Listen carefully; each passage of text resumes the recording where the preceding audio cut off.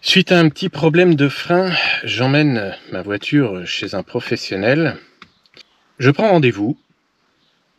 Je me pointe le jour du rendez-vous, je leur laisse la voiture. Jusqu'à présent, on va dire que tout va bien. Donc je leur explique le problème, ce qu'il faut voir. Il y avait le contrôle technique dans la voiture, donc bon, c'était pas trop compliqué quelque part. Au bout de 7 jours, je me dis, c'est bizarre, ils me donnent rendez-vous au bout de 7 jours pour faire des freins, pas de nouvelles. Je me dis, bon, ils ont eu beaucoup de boulot, peut-être qu'ils ont pris un peu de retard. Alors j'y vais parce que les discussions par téléphone, bon, je voulais avoir du concret, j'y vais. Je vois la bagnole sur le parking, au même endroit que je l'avais laissé. Au bout de 7 jours, ça m'inquiète un peu. Je me suis dit, mais elle est faite, elle est pas faite. Je vais les voir. Ah bah non, on s'en est pas encore occupé. Vous me donnez un rendez-vous. C'est ma voiture de travail. J'en ai besoin pour travailler. Tant que la voiture est bloquée, grosso modo, je peux pas travailler, parce que c'est mon fourgon. Alors 7 jours à attendre pour justement un travail qui doit être fait très très rapidement, puisque moi j'ai besoin du véhicule, sachant qu'ils m'avaient pas prêté de véhicule, je me retrouve grosso modo à pied. Sympa, c'est super. Au bout de 7 jours, ils me disent qu'ils n'ont rien fait. Pourquoi m'avoir donné un rendez-vous dans ce cas-là? C'est pas la peine de donner un rendez-vous si au bout de 7 jours, vous n'avez pas encore attaqué. Si au bout de 7 jours, s'il y a un souci ou faut recontacter le client, vous attendez pas 3 mois que la batterie soit déchargée pour dire au client, votre voiture, elle démarre pas. Bref, je leur dis, bon, faites ce qu'il faut. Faut opérer. Elle est malade, faut opérer, bref. Et là, ils me disent, un petit peu comme d'habitude, ce que j'imaginais. Le lendemain, ils me disent, bon, faut tout changer, faut changer les plaquettes de frein, les étriers, les disques de frein. J'ai dit, attendez, si la voiture, au bout de 6 mois ou 1 an, elle part à la ferraille, qu'est-ce que je fais? Enfin, c'est ridicule. Vous voulez tout remettre à neuf, ok, c'est bien, mais ça va me coûter un bras. Et si la voiture, au bout de 6 mois, le moteur casse ou si elle part à la ferraille, moi, j'ai pas envie de remettre une voiture à neuve si justement c'est quand même une voiture qui a plus de 300 000 km, qui a 25 ans. Ils me disent, ah bah non, dans ce cas-là, on fait pas, alors reprenez-la et puis on la fera pas. On la fera pas si on change pas tout, on la fera pas. Nous, on travaille sérieusement. Si c'est pour changer la moitié des morceaux et puis revenir parce que vous n'êtes pas content, c'est pas la peine, ça on fait pas. Je leur dis, bon, écoutez, ça fait déjà une semaine que j'attends. Vu déjà ce que ça m'a coûté, je suis plus à ça près. Ils me font une facture bien salée quand même, parce que c'était quand même bien salé, hein, alors qu'il n'y avait peut-être pas grand-chose à y faire, mais bref. Facture de plus de 1200 €, ok. Je reprends la voiture, et puis, alors pour des gens qui se vantaient de travailler mieux que tout le monde, et voilà ce que ça me raconte. Voilà, donc au bout de quelques jours, voilà ce que ça donne.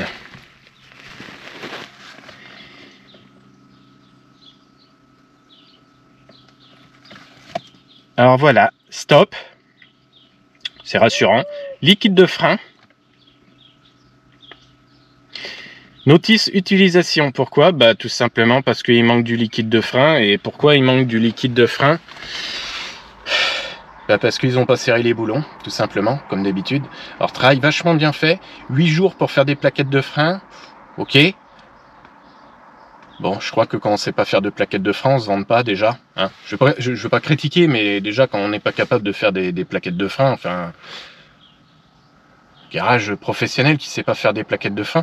Mais j'ai eu une autre surprise. Ouais, j'ai eu une autre surprise. Parce que la voiture, elle est restée en plein été, 7 jours sur un parking immobile en plein soleil. Résultat, j'ai vu le ciel de toit qui commence à pendouiller. Alors je suis content, voilà, ça commence à pendouiller de partout. Et ça y était pas. Alors je suis content parce que d'une part je paye 1200 balles alors que ça m'a coûté déjà très cher parce que j'ai pas pu utiliser le véhicule. D'une deuxième part je me retrouve avec des jours où manque à gagner et en cadeau il m'offre un ciel de toit à recoller. Qu'est-ce que vous voulez que je vous dise? Je suis ravi, mais oui, je suis ravi. Ah, vous êtes bien, hein, vous êtes compétent. Je crois que je vais essayer de parvenir. C'est juste ce que j'ai à dire parce que là, j'en ai plein le dos. Je paye, ok. Les travaux sont pas faits, ok. Et quand ils sont faits, c'est mal fait. Alors, pourquoi aller déposer une voiture chez un professionnel qui vous fait attendre 1 ou 2 semaines avant de s'occuper de votre bagnole, alors que si vous le faites, vous pouvez le faire peut-être dans la journée. La prochaine fois, c'est mort. De toute façon, je sais que ça me coûtera plus cher. Parce que là, ça m'a coûté plus cher que si j'avais fait moi-même. Surtout que je confiais la voiture justement à un professionnel pour que ce soit très rapide. J'ai besoin de ma voiture pour travailler. J'ai besoin de ma voiture pour trimballer mon matériel. J'ai besoin de ma voiture tout simplement pour vivre. Sauf si éventuellement on me prête un fourgon. Bon là ok, dans ce cas-là, vous pouvez prendre 2 semaines ou 3 semaines pour faire la voiture, c'est pas un problème. Là j'ai besoin de ma voiture pour bosser. Alors j'en ai besoin très rapidement.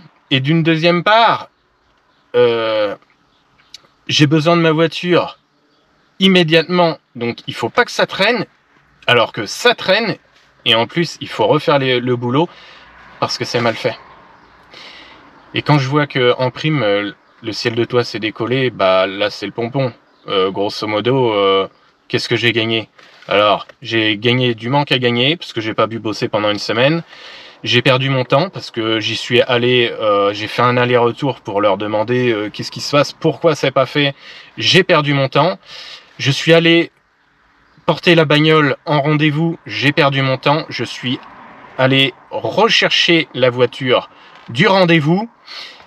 J'ai encore perdu mon temps parce qu'il a fallu que j'aille récupérer la bagnole et payer les pièces et la main d'œuvre pour un travail qui est mal fait puisqu'il faut repasser derrière. Alors, comment dire? Est-ce qu'on peut être content du travail des professionnels? Est-ce que... Je sais pas, est-ce qu'ils réfléchissent un petit peu à ce qu'ils font? Parce qu'après, ils vont pleurnicher que oui, les clients, ils sont chiants, ceci, cela... Attendez, quand vous vous vantez de savoir travailler, que vous critiquez les autres qui savent pas bosser, mais que vous savez pas faire mieux et que vous n'êtes pas capable non plus de satisfaire un client juste pour un problème de frein, alors je pense que le reste, vous savez pas faire non plus. Enfin, c'est ce que j'imagine. Alors aujourd'hui, moi, c'est pas compliqué.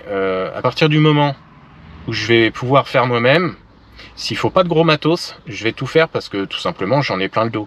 J'en ai plein le dos d'attendre, j'en ai plein le dos de prendre des rendez-vous, j'en ai plein le dos de faire vivre des gens qui se foutent du monde et surtout j'en ai plein le dos de distribuer de l'argent à des gens qui ne servent à rien parce que là ce sont des gens qui ne servent à rien. Les gens qui vous prennent de l'argent, qui vous font perdre votre temps et en plus qui vous sabotent la bagnole en la laissant parce que j'ai eu quand même 2 cas de figure. Une fois, donc là, je reprends la voiture, ok, il faisait très chaud, c'était une période de canicule.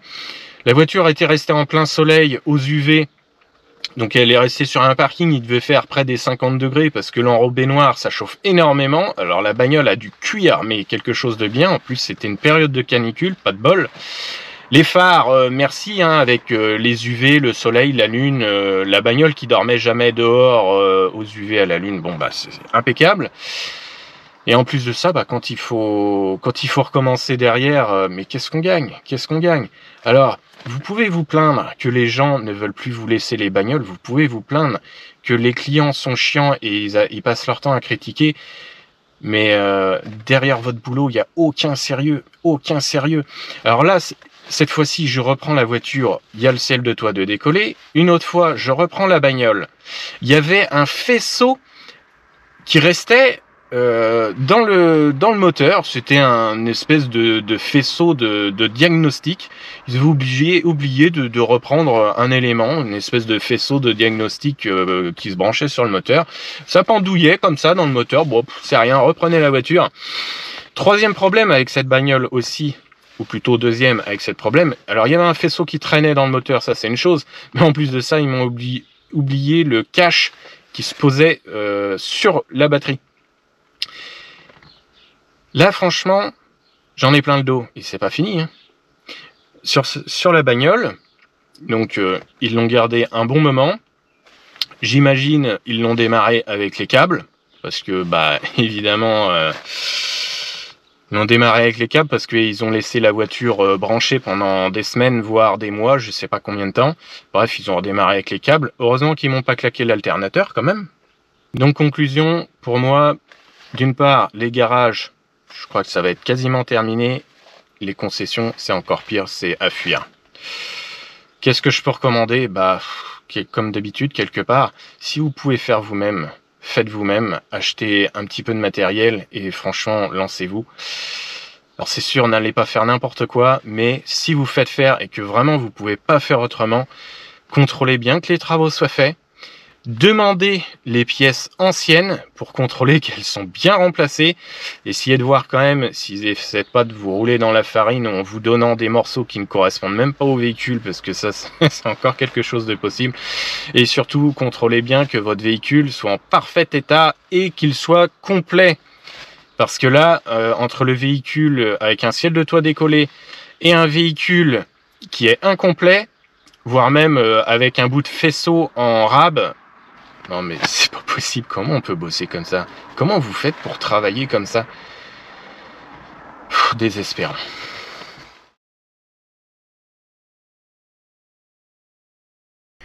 Je vais commencer par démonter la roue pour y voir un peu plus clair, parce que sinon on n'y verra rien. Et puis alors, fuite du frein, apparemment c'est ici. Donc on a bien un suintement ici. Petit suintement, hein, ça suinte pas beaucoup, mais ça suinte. Alors peut-être qu'à chaque freinage, une petite goutte qui sort. Donc je vais essayer de resserrer ça, puis je vais compléter en liquide de frein, en espérant que ça ne fuit plus. J'ai réussi à resserrer un petit peu, un tout petit peu. Je n'ai pas fait grand chose. Je n'ai même pas fait un quart de tour, mais peut-être que ça va suffire. Alors je vais compléter en liquide et on verra bien. Je vais compléter le liquide. Alors, qu'est-ce qu'on voit là-dedans? Le mini. Bon, le maxi, il est là-haut. Le mini, il est là. On est juste en dessous du mini. C'est vrai qu'il il manque pas grand-chose, mais on est en dessous du mini. Je pense qu'au mini, ça doit déjà commencer à s'allumer au niveau du tableau de bord. Donc, on va compléter. On va compléter avec quoi? On va compléter avec ça. Donc, c'est du DOT 4. Il y a un bouchon, je vais ouvrir ça.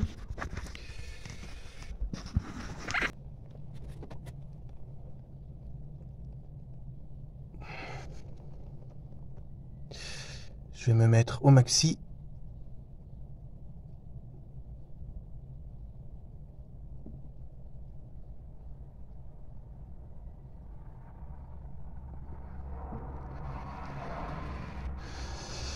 Voilà, je dois être à peu près au maxi. Maintenant, je vais rouler un peu. Et puis, on verra bien si ça descend. Alors, le niveau, c'est pas facile de voir si ça descend. Par contre, si au tableau de bord, ça m'affiche qu'il manque du liquide, au moins, c'est clair, ça aura descendu. Et puis, je peux toujours contrôler aussi au niveau de la roue, voir si ça suinte ou si ça sèche. Voilà, il n'y a plus qu'à rouler. Alors, surprise, est-ce que au niveau du tableau de bord, tout est revenu dans l'ordre? Le message, normalement, ne doit plus apparaître. Voilà, c'est bon.